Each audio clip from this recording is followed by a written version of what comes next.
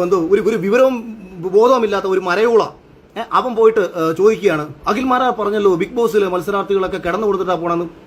യവനെയൊക്കെ മോന്താണ്ട് അവനെ ചെബുക്കലടിച്ച് പറിക്കല്ലേ വേണ്ടത്? അവനെ എന്റെ കൺമുന്നിൽ കണ്ട അവനെ ചെബുക്കലടിച്ച് പറിക്കണം എനിക്ക് തോന്നുന്നു. നീ എവിടെ നടാ കഴിവ് പറഞ്ഞാ മോനെ ഇത് കേട്ടത്? അപ്പൊ ഉടനെ അതായത് ഇപ്പൊ ശരണ്യ ഇത് കേട്ടിട്ടില്ല. ശരണ്യ ബിഗ് ബോസിനകത്ത് നിൽക്കുമ്പോൾ ഉണ്ടായ ഒരു വിഷയം, അല്ലെങ്കിൽ ശരണ്യ ആയിക്കോട്ടെ മറ്റൊരു സ്ത്രീ ആയിക്കോട്ടെ, ഇവരടുത്ത് പോയി ചോദിക്കുന്ന ഇതാണ്. ഇതിപ്പം കേട്ടോ ഞാൻ ഇങ്ങനെ പറയുന്നത്? പച്ച തെമ്മാടിത്തരങ്ങൾ ഓൺലൈൻ മാധ്യമ പ്രവർത്തന കോപ്പ എന്നും പറഞ്ഞുകൊണ്ട് ഇവരൊക്കെ നടന്ന ഒരാളത്ത് പോയി ചോദിക്കുകയാണ്. അപ്പൊ ഇത് ചോദിക്കുമ്പോഴത്തേക്ക് ഈ കാര്യം എന്താണെന്ന് കേൾക്കാതെ ഈ പെൺകുട്ടികൾ പെട്ടെന്ന് അതിനകത്ത് റിയാക്ട് ചെയ്യുകയാണ്. അപ്പൊ ഇവരിങ്ങനെ റിയാക്ട് ചെയ്ത് ഇവർ സംസാരിക്കുന്നു. ഉടനെ ഇവരുടെ മറുപടി എടുത്ത് വെച്ച് അഖിൽമാരാർക്കെതിരെ ഇന്നാൾ, അഖിൽമാരാർക്കെതിരെ മറ്റേയാൾ.